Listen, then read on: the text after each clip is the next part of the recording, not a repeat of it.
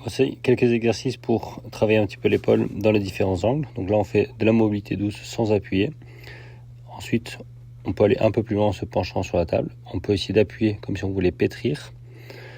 Là, on appuie paume de main vers le bas, sur la tranche, puis paume de main vers le haut. Là, on essaie d'aller chercher un petit peu d'abduction. On vient ouvrir sur le côté. Là, on active un petit peu la face postérieure avec le deltoïde. Et là, on étire doucement le biceps. Là, on vient activer un petit peu le deltoïde. On voit que le patient est ravi. Là, on vient chercher un petit peu les fins d'amplitude sans trop forcer. On vient travailler l'activation du dentelé antérieur, deltoïde antérieur et pectoraux. Et on crée un peu d'instabilité en allant vers le haut puis vers le bas. Là, on travaille doucement la mise en tension des rotateurs externes. Là, on vient travailler les rotateurs internes. Ensuite, on voit qu'on peut travailler les rotateurs internes. On était en bas en R1, en R2 et là même en R3. On fait pareil pour le rotateur externe, en R1, en R2 et en R3.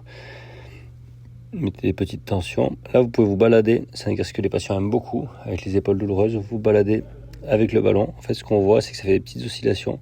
Donc, ça permet à l'épaule de se détendre.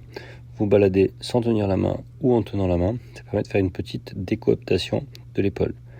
Vous pouvez aussi venir compresser le ballon contre vous pour activer un petit peu tous les abaisseurs. Là, on vient ouvrir un petit peu la cage thoracique, main ouverte, activer un petit peu le deltoïde en hauteur, travailler les rotateurs internes. Là, on voit un petit peu de travail de réactivité en envoyant le ballon doucement contre le mur. Et là, un petit peu de réactivité en attrapant le ballon. Merci, à bientôt.